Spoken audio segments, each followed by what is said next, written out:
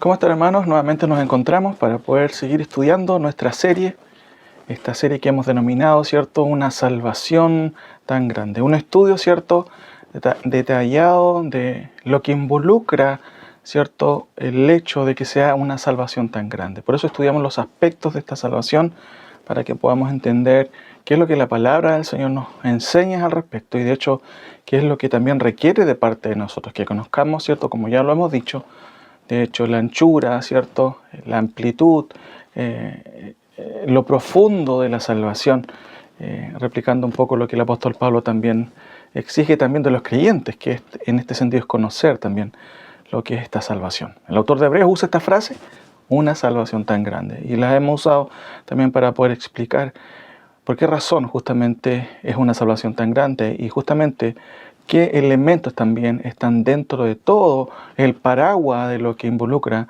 la salvación.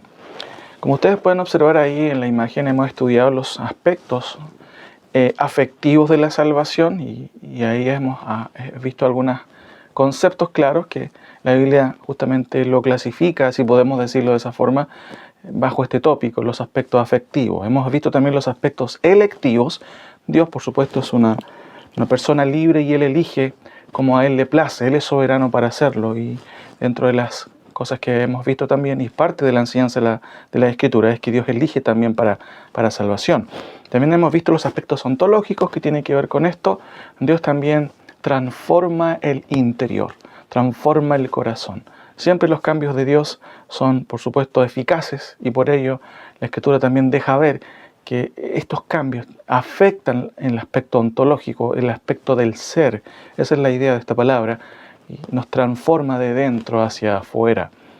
Pero también obviamente están involucrados otros aspectos ahí que tienen que ver con la fe, no solamente la regeneración, sino también el arrepentimiento, que tienen que darse de una u otra manera en el aquí y en el ahora, en esta área justamente de la eternidad en donde vivimos, en donde nosotros nacemos, en donde vivimos y posteriormente morimos. Ahí, en esta esfera, tiene que darse, por supuesto, lo que son los aspectos ontológicos de la salvación. También hemos visto los aspectos contingentes, que tienen que ver también justamente con estos aspectos puntuales, la fe y el arrepentimiento, por mencionar dos, ¿cierto? Y hemos llegado también a la quinta parte de este estudio, en donde vamos a estudiar los aspectos redentores, ¿cierto? Conceptos que tienen que ver con esta palabra, con el concepto de redención. Ahora, ¿qué elementos, mis queridos hermanos, están involucrados en los aspectos redentores? Y para eso necesitamos, obviamente, ir al Antiguo Testamento y ver qué es lo que el Antiguo Testamento nos enseña, porque claramente todos estos conceptos también se trasladan al Nuevo Testamento y de hecho en el Nuevo Testamento observamos quizás una superación en cierto sentido de estos aspectos o de estas enseñanzas de lo que incluye la cuestión de la redención y sus conceptos familiares, ¿cierto? Ahora, noten por favor la siguiente imagen. Primero, lo que vamos a hacer en esta introducción de los aspectos redentores es justamente eso, una introducción para poder justamente comenzar en esta ocasión a ver lo que son los significados de los términos, entender de qué forma, ¿cierto?, la Biblia expresa o de qué forma deja ver qué significan cada uno de los conceptos que están incluidos en los aspectos redentores, para después, en un segundo tema, abordar las implicancias de estos términos, ¿cierto?, y que incluyen dentro del marco de lo que es la salvación. Dejando claro esto entonces, recuerden que esta es una introducción solamente para poder entender lo basal, en este caso, los conceptos que se usan en las Escrituras. Como dije, ¿cierto?, el Antiguo Testamento usa, y ustedes están viéndolo ahí en su pantalla, a lo menos dos términos generales para poder describir el significado, el sentido del término redimir o de los conceptos que están dentro de este concepto de la redención. Hay dos términos ahí, ¿cierto? Gaal y Padat, y ambos, ¿cierto?, tienen un sentido bastante claro. El primero, ¿cierto?, Gaal, significa redimir o actuar como pariente redentor. Ahí tenemos algunos ejemplos en Levítico 25:25, Job 19:25 también. Y Padat, que se usa, ¿cierto?, también significa rescate o redimir. Quizás no nos arrojan más significados que estos, pero en el desarrollo del uso de estos términos nos vamos a encontrar con que el concepto de redimir también tiene la idea justamente de volver a adquirir, de comprar también algo, de poder justamente reivindicar también una situación también, como vamos a ver en los siguientes ejemplos. A lo menos encontramos aquí algunos ejemplos que el Antiguo Testamento deja ver en qué sentido se usa este término. Tipos de redención, notamos ahí, en el Antiguo Testamento, como ustedes ven ahí, se redimían las propiedades, las tierras y también las casas. Paralelamente a la política interna de Israel, cierto que después de 50 años, el jubileo, las tierras tenían que volver justamente a sus dueños originales. En el proceso también había esta posibilidad de poder redimir, de poder recomprar alguna propiedad perdida, ¿cierto? Alguna casa, ¿cierto? Que en algún sentido algún israelita perdió porque quizás no le fue muy bien, ¿cierto? Económicamente hablando. Él podía también redimirle al mismo o también otra persona en favor de él. Este concepto entonces tiene que ver aquí también con lo que es el recobrar algo en ese sentido. Segunda cosa o aspecto que vemos en el Antiguo Testamento también tiene que ver con la redención de personas, la redención específicamente de los esclavos. Hay algunas citas que también usted puede ir corroborando en su Biblia después, puede ir parando también si desea la imagen para poder ir revisando algunos conceptos ahí que se mencionan en la Escritura. Los esclavos también, por supuesto, eran redimibles. Una persona que, por supuesto, no le iba bien, incluso llegaba a perder cierta autonomía y en algunos casos también quedaba como esclavo. Esta persona también podía ser redimible, podía redimirse en el sentido personal. Obviamente tenía que reunir una cantidad también, en este caso llamaríamos ahora de dinero, pero también otra persona podría comprarlo, podría redimirlo o podría rescatarlo también de acuerdo al concepto que estamos viendo ahí. También en el Antiguo Testamento deja ver que los primogénitos, ¿cierto?, también eran redimibles o también, ¿cierto?, se les aplicaba este concepto de redención. De hecho, la tribu de Leví, ¿cierto?, los levitas básicamente fueron entregados para el servicio del Señor, fueron redimidos para ellos, fueron rescatados o comprados por el Señor con una tarea específica, en este caso para el servicio del templo. También observamos, ¿cierto?, que la redención aplicaba a las viudas. Cuando una viuda quedaba obviamente desamparada, también se aplicaba esta idea, ¿cierto?, legal, dentro del contexto de las leyes, la idea de la redención por medio de un pariente redentor. El caso emblemático, por supuesto, es el caso de Noemí y Ruth, en el libro justamente de Ruth, en donde claramente notamos ahí que Noemí, ¿cierto?, en su momento con su familia van a tierras de Moab para buscar un horizonte mejor, y en ese contexto, por supuesto, llegan a perder todo, su marido muere, sus hijos también, y queda ella con sus dos nueras. Ya sabemos la historia, solamente una de ellas se queda con Noemí, Ruth, y vuelven justamente a la tierra de Israel para, obviamente, en una situación un poco triste, ¿cierto?, encontrarse con una situación precaria. En ese contexto, por supuesto, está Boz, quien llega finalmente a redimir a Noemí, o el nombre de, en este caso, del esposo de Noemí, para restablecer en ese sentido el nombre de, y al mismo tiempo el nombre del esposo, a Elimelech, ¿cierto?, y al mismo tiempo redimir a Noemí y al mismo tiempo tomar como esposa a Ruth. Ahí está este concepto aplicado, ¿cierto? El concepto de redención por medio del acto o de la acción de un pariente redentor. Sabemos que Boz no era el primero en la línea, pero la historia deja ver que finalmente fue él que redimió, obviamente, a Noemí y también al mismo tiempo a toda la familia, a toda la casa de Elimelech, y al mismo tiempo, por supuesto, tomó como esposa a Ruth en ese sentido. También notamos que también hay otro tipo de redención. Deuteronomio 19:12, número 35, también habla de el asesinato. También el asesinato, ¿cierto? Y diríamos también, no el accidental, que también habían otras medidas para ellos, quien asesinaba por hierro, ¿cierto? Por equivocación, también tenía cierta posibilidad de ser protegidos en las ciudades de, valga la redundancia, de refugio. Pero también el asesinato estaba legalizado, ¿cierto? Regulado, para que también otro pudiera, ¿cierto? Redimir a quien había matado. Se buscaba con ello, por supuesto, que las rencillas familiares no se perpetuaran en el tiempo, sino que también se solucionaran de la misma forma que había ocurrido. Ahora, también notamos que hay una redención, y esto ya va expandiéndose un poquito más en el sentido de quien es piadoso. Job 19, ¿cierto? 25, Proverbios 23, 11. Dios redime no solamente al necesitado, sino también al piadoso. Y el piadoso también obviamente reclama a Dios que le libre, que lo redima. También vemos ese sentido. También, y esto quizás paralelo con el reclamo, con el clamor, diríamos más bien del piadoso, también los piadosos piden que Dios los redima de sus enemigos. Salmo 31, ¿cierto? Ahí notamos algunos ejemplos, Salmo 69, Salmo 72, y de hecho es casi común en los salmos encontrarse con este clamor del piadoso, que Dios lo pueda redimir del mal, lo pueda redimir también de los enemigos. Especialmente David se vio en esa situación también pidiendo al Señor en muchas ocasiones la defensa, la protección y la providencia de Dios. También notamos, y aquí quizás de a poco vamos notando una especie como de apertura a lo que es la redención ya espiritual. Eso se va a desarrollar, por supuesto, en el Nuevo Testamento en todas sus anchas, pero en el Antiguo Testamento notamos que específicamente la redención tiene que ver más con las cuestiones físicas o materiales.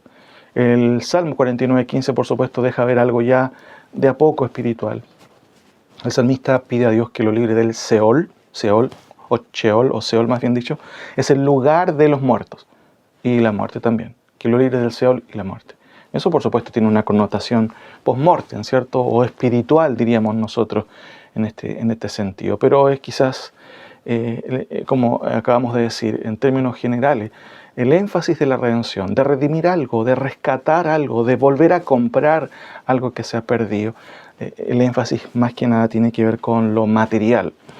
Ahora, también, por supuesto, hay otra cosa importante como último punto.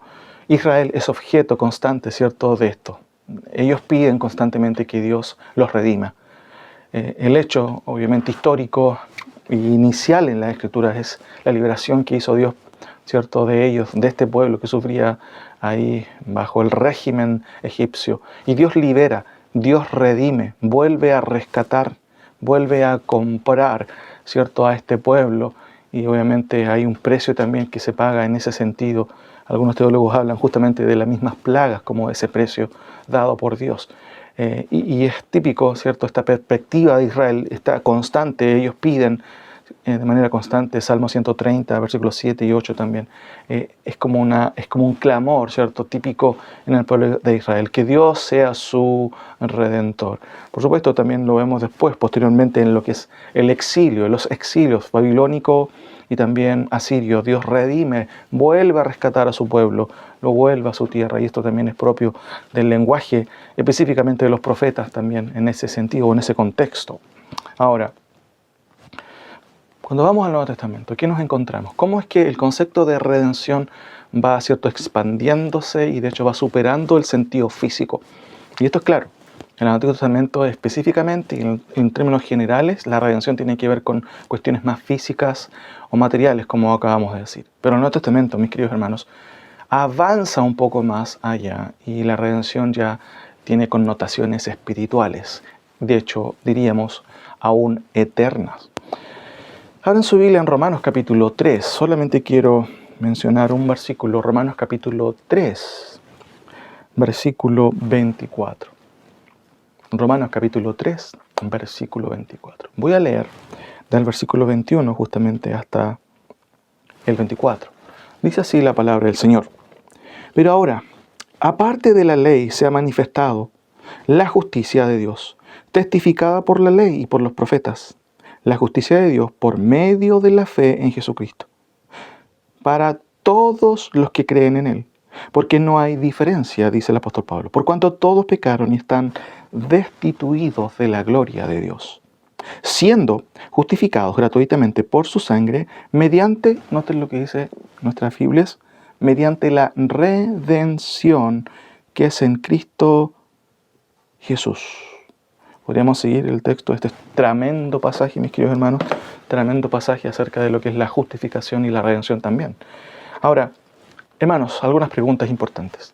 Se usa este concepto de redención aquí relativo a lo que Dios en Cristo nos ha dado, ¿cierto? Hemos sido justificados, ¿cierto? Gratuitamente por su gracia mediante la redención que es en Cristo Jesús. ¿Qué pasó en la cruz? Desde el punto de vista justamente de la redención, ¿qué ocurre ahí? ¿Qué obtuvo Cristo para los elegidos? ¿Qué tienen los creyentes en Cristo?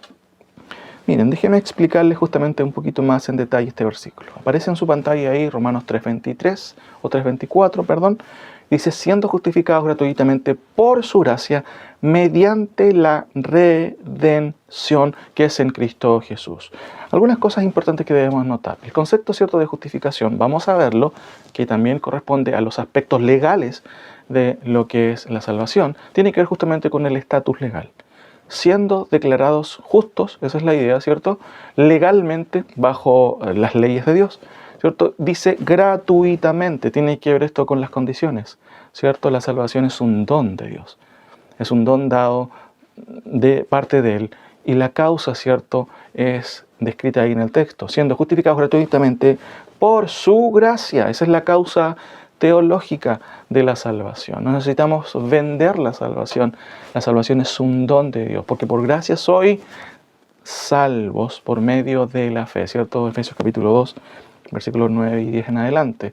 Mediante, ¿cierto? Esta es la causa efectiva. ¿Mediante qué cosa? Y aquí viene nuestra palabra. Mediante un rescate. Y justamente aquí usamos este término como uno de los significados de la palabra redención. Mediante este rescate. Y noten cómo termina Pablo.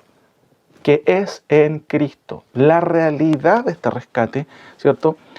Se aplica en el sentido espiritual, pero tiene una connotación final que aún va a ser física. Recuerden que los creyentes vamos a ser transformados, vamos a resucitar, como el Señor Jesucristo también lo hizo. Y eso es parte justamente de lo que es esta gran salvación. Pero lo que es la redención tiene que ver con un rescate que Dios hizo por medio justamente de la cruz, por medio justamente de la gracia de Dios para poder, valga la redundancia, rescatar a los creyentes, a los elegidos de parte de Dios, siendo justificados gratuitamente por su gracia mediante la redención que es en Cristo Jesús. Ahora, el concepto de rescate, hermanos, redención. Recuerden que esto se arrastra también y tiene sus raíces en el Antiguo Testamento. En el Antiguo Testamento el concepto de redención tenía que ver con el hecho de redimir, y redimir implicaba esta idea de rescatar, de restablecer, de comprar o restituir alguna pérdida material, una propiedad, una casa, un esclavo y todo lo que involucraba todo el uso normal del Nuevo Testamento. Pero en el Nuevo Testamento notamos que este rescate se aplica justamente en el sentido espiritual, siendo justificados gratuitamente por su gracia mediante la redención que es en Cristo Jesús, mediante un rescate. Ahora, el Nuevo Testamento, hermanos queridos, de hecho, no usa solamente un término para poder explicarnos qué es la redención, que en términos generales aquí solamente yo uso un sentido, cierto rescate, implica más ideas, más sentidos relativos a lo que incluye todo este concepto tremendo de lo que es la redención. Noten por favor la siguiente imagen. A lo menos el Nuevo Testamento usa 7 términos para poder justamente dar sentido al término de redención. Los autores del Nuevo Testamento enriquecen lo que es el concepto de redención por medio de estas palabras. Y ustedes pueden notar ahí, tenemos a lo menos 7 términos. Lutron, lutró, lutrosis, apolutrosis, antilutrón, agorazo y hexagorazo. Cada uno de estos versículos aparece ahí en el contexto del Nuevo Testamento varias veces, como ustedes pueden ver en la imagen. Si se dan cuenta, el concepto de redención es bastante amplio en el Nuevo Testamento. Algo nos quieren decir los autores del Nuevo Testamento. Por eso se usan varios conceptos para tratar justamente de poder dar contenido al significado del término. Noten la siguiente imagen, porque aquí quiero explicar en términos generales estos conceptos. Recuerde que en esta primera introducción estamos simplemente familiarizándonos con los significados de los conceptos y los términos para en un segundo tema, por supuesto, avanzar en las implicancias de la redención. Hemos visto y estamos viendo, y de hecho el mismo análisis de los términos ya deja ver cuáles son algunas de esas implicancias. Como ustedes están viendo ahí en su pantalla, aquí podemos dividir estos 7 términos en 2 grupos generales. Tenemos un primer grupo de palabras que podemos encerrarlas bajo un concepto, y también tenemos un segundo grupo de palabras en términos generales. El primer grupo de palabras, entonces, ¿cierto? Como aparece ahí en su pantalla, lutrón, lutró, lutrosis, apolutrosis, antilutrón, si se da cuenta son muy parecidas. ¿Y cuál es el concepto? De hecho, a veces en el Nuevo Testamento simplemente se traduce como redención y no se distingue qué término se está usando. Y eso es importante, por supuesto, en el estudio ya más detallado de este concepto, y que de hecho estamos llevando a cabo, y que es necesario, por supuesto, hacerlo. Miren, todas estas palabras, mis queridos hermanos, tienen que ver con lo siguiente. Leo la siguiente explicación. Todas estas palabras tienen tienen una raíz común, y esa raíz es luo. Y el luo tiene el sentido esencial de liberar, de soltar y al mismo tiempo de dejar libre. En términos generales, ¿cierto? Podemos resumir este primer grupo de familia, ¿cierto?, de palabras con este sentido. El sentido acá, que se traduce como redención en el Nuevo Testamento en términos generales, tiene que ver con el liberar, con soltar algo que está amarrado y al mismo tiempo lo que es consecuente, dejar en libertad o dejar en libre. Ahora, el segundo grupo de palabras, ¿cierto? Ahí, o dentro de dentro de este primer grupo, hay ciertos énfasis también. Por ejemplo, en 2 palabras, el concepto de redención incluye una liberación. O sea, no solamente el soltar, no solamente justamente como veíamos en el significado anterior de liberar, soltar o dejar libre, sino también la idea incluye liberación o un rompimiento de cierto estado de esclavitud. Miren, noten la siguiente imagen o ilustración, porque esto nos ayuda un poquito a entender cuál es el sentido de estos términos que seguramente son bastante y obviamente no estamos pidiendo que los aprendamos de memoria, pero sí es importante el concepto, el significado de cada uno de ellos. Esto se puede resumir bajo la siguiente imagen. ¿Notan ustedes lo que aparece en su pantalla? Eso es una descripción, una ilustración de lo que comportan estos 2 términos aquí, que es parte de esta familia, lutrón y lutrosis. Incluye una liberación, el rompimiento de cierto estado de esclavitud. Ahí notamos, ¿cierto?, una persona que antes estaba esclava, y eso se deja ver por medio justamente de haber estado aprisionado por alguna cadena. El concepto en este caso de lutrón o lutrosis, ¿cierto?, describe entonces no solamente la idea de soltar, la idea de comprar, sino al mismo tiempo la idea de liberar. Las demás palabras, ¿cierto?, en este primer grupo tienen que ver, ¿cierto?, con lo mismo, pero se añade un concepto interesante, que también es propio de todos los términos también, por supuesto. ¿Notan ahí ustedes? Aparece una ilustración, un hombre pagando un precio puntual por esto, o por ello, en este caso por esta liberación. En ese sentido, podemos resumir de la siguiente forma el sentido de estas 3 palabras más que están en este primer grupo. La redención no solo es un acto que libera, ¿cierto? Cantamos nosotros que Cristo rompió nuestras cadenas. O sea, ¿se acuerda de esa alabanza? Rompió nuestras cadenas. Y eso tiene que ver justamente con el concepto de redención. La redención, por lo tanto, entonces, no solo es un acto que libera, sino también que rescata por medio del pago de un precio. Y subraya el estado consecuente de libertad. Ahí notamos, ¿cierto?, la imagen de alguien que estaba esclavo, ¿cierto? Estaba ahí, se nota en la imagen, frustrado, deprimido, pero es liberado, y por supuesto no es liberado de manera gratuita. Alguien tuvo que pagar algo.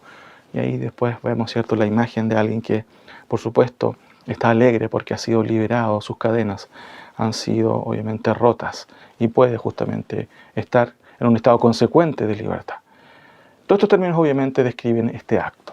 Ahora, Cuando avanzamos en el segundo grupo nos encontramos solamente con dos palabras muy parecidas, agorazo y exagorazo, ¿cierto? Son muy parecidas y en términos generales incluyen la idea, ¿cierto?, de el pago de algo. Pero esto es muy interesante porque también dejan ver un sentido bastante, ¿cierto?, antiguo testamentario que tenía que ver con comprar a alguien en el mercado. La palabra agorazo, ¿cierto?, está construida por dos términos, ¿cierto? Pero esencialmente la raíz es agora. Agora en el griego significa mercado. Hay una editorial de libros también, si no mal recuerdo, que se llama Agora, ¿cierto? La idea de mercado, de la feria. Entonces, agorazo tiene que ver justamente con esta acción de comprar en el mercado. Y exagorazo, ¿cierto?, es el sentido intensificado del primero. La imagen que se tiene cuando se habla de estos dos términos es lo siguiente. ¿Notan la imagen? Un mercado, pero noten lo que se vende, noten lo que se está vendiendo. Son personas. Y por eso, obviamente, esto justamente describe muy bien esta imagen, esta ilustración, lo que también comporta el sentido también antiguo del término agorazo y exagorazo, que es la compra de esclavos en el mercado. Entonces, si hago un resumen de este término, noten lo siguiente aquí. Agorazo significa comprar, o adquirir, o pagar. Están incluidos estos conceptos, de hecho es parte de este proceso, ¿cierto?, del mercado, ¿cierto? Comprar y al mismo tiempo tú compras y adquieres algo, pero no puedes adquirirlo simplemente de manera gratuita, tienes que pagar algo. Exagorazo, como ya dijimos, es la forma intensificada y significa comprar y más encima rescatar y liberar. Dentro del contexto del uso del Antiguo Testamento se compraban esclavos y por supuesto un esclavo no era libre, estaba amarrado. No tenía, ¿cierto?, un papel de identidad que lo calificara como autónomo, no. Los esclavos justamente eran posesión de otras personas y eran también objetos también de venta en el mercado, en el uso, ¿cierto?, antiguo. Ahora, la idea entonces, hermanos queridos, de comprar, o esta idea de estos términos que también se traducen simplemente como redención, agorazo y exagorazo, tienen esta idea de poder no solamente comprar y adquirir y por medio de un pago de algo, ¿cierto?, sino también de rescatar de una posición. Por supuesto, estar esclavo no es una posición muy agradable y siempre ha sido así. Lamentablemente, desde el punto de vista de la historia, los esclavos, ¿cierto?, desaparecieron no hace mucho, ¿cierto?, de la vida, justamente de la sociedad. Vuelvo a repetir, estos conceptos entonces describen el hecho de comprar, de liberar por un precio, ¿cierto? Y básicamente describen también la compra que se hacía de un esclavo en el mercado, ¿cierto? Agora, en donde también es parte del término, era el mercado, y ahí agorazo o exagorazo. Algunos teólogos, ¿cierto?, tratan de explicar que el término exagorazo no solamente es comprar algo, sino también en el mercado, sino también comprar algo y sacar del mercado también lo que se compra. También, obviamente, puede tener cierto sentido también aquí el significado. Entonces, mis queridos hermanos, en este primer tema hemos visto algunas cuestiones que tienen que ver con el término o con los aspectos de la redención. Déjeme terminar con algunas conclusiones para que usted, por favor, no se olvide de estos conceptos en términos generales, por supuesto, porque vamos a entrar en un segundo tema después a ver las implicancias de la redención. Habiendo entendido, ¿cierto?, lo que significan los términos, noten algunas conclusiones aquí. En primer lugar, la redención en términos esenciales describe una acción que libera a alguien de algún tipo de esclavitud, que libra por medio de un precio pagado.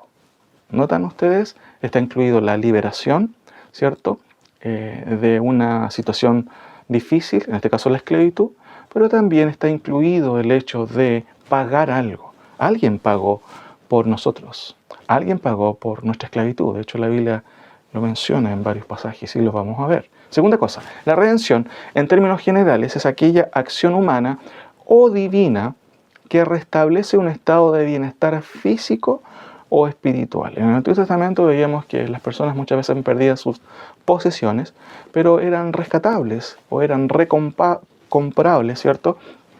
Y con ello el pariente redentor, por ejemplo, restablecía el bienestar de la familia.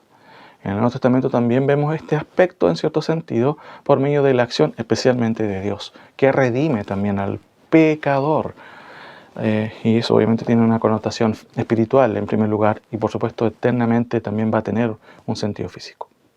Tercera conclusión, la redención desde el punto de vista del Antiguo Testamento es esencialmente una cuestión física, ¿cierto? Ya lo hemos observado. Aspecto 4, ¿cierto? Conclusión número 4 es que la redención desde el punto de vista del Nuevo Testamento es esencialmente una cuestión espiritual que trasciende aún lo físico. ¿Qué quiere decir eso? ¿Cierto? Jesucristo en una ocasión dijo, el que cree en mí, aunque esté muerto, vivirá. Aunque eso obviamente tiene que ver con lo que es la glorificación de nuestros cuerpos, lo que tiene que ver con la transformación, el hecho de volver, ¿cierto?, a resucitar. También, por supuesto, eso se debe a la cruz de Cristo y se debe también a los beneficios de la redención. Dios nos compró justamente desde una situación de un estado de esclavitud, pero también de la corrupción del pecado. Ahora, déjenme mencionar solamente un versículo más. Aparece en su pantalla el siguiente versículo. Apocalipsis capítulo 5, versículo 9 al 10. Solamente como un ejemplo, ¿cierto?, para que vayamos degustando lo que vamos a estudiar en el siguiente tema. ¿Cómo es que se usa este concepto de redención en uno de los tantos pasajes de las Escrituras? En el contexto, ¿cierto?, de Apocalipsis, Juan vislumbra a la iglesia ya entronizada en el cielo. Sucede algo maravilloso. Hay una imagen muy gloriosa que se observa en el capítulo 4, ¿cierto?, y 5, la adoración, ¿cierto?, de todos hacia el que está sentado.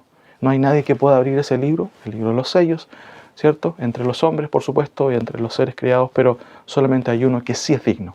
¿Sabemos quién ese es el Señor.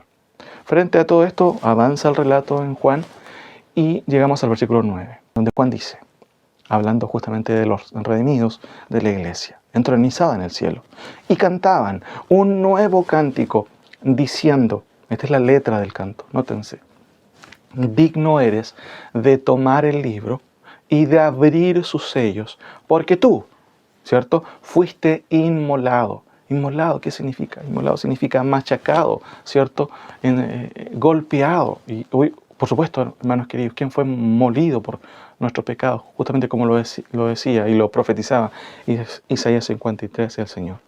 El texto lo va a decir, porque tú fuiste inmolado y con tu sangre, noten, nos has redimido. Y noten, ¿a quiénes redimió Cristo?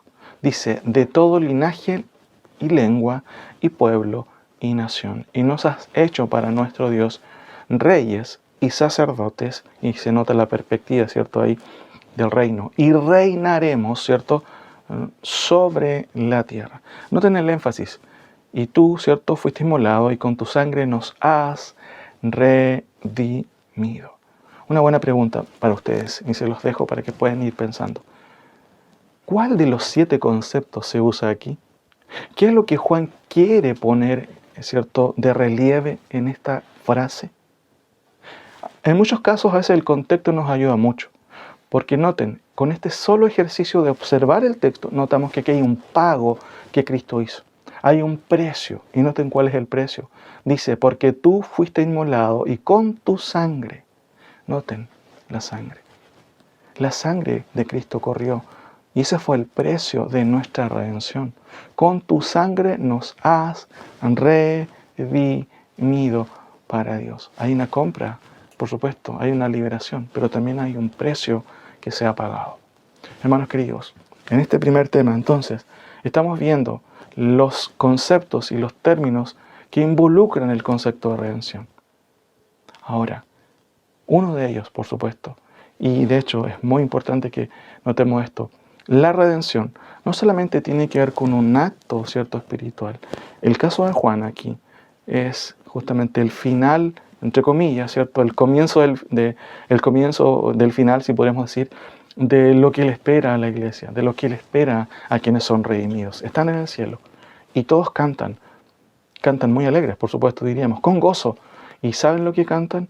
Cantan porque tú fuiste inmolado y con tu sangre nos has redimido para Dios.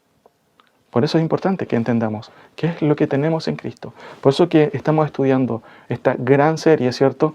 Que básicamente hemos denominado con justa razón una salvación tan grande.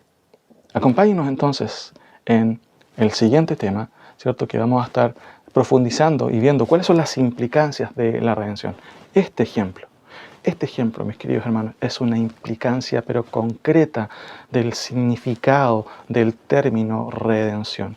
Cristo fue inmolado y con su sangre nos compró, con su sangre nos liberó y con su sangre justamente nos puso en una posición diferente a la que estábamos antes. Que el Señor nos ayude, ¿cierto? Y podamos justamente recordar estos conceptos, ¿cierto? Para que podamos profundizar en ellos en el siguiente o en la siguiente exposición de los aspectos redentores de la salvación.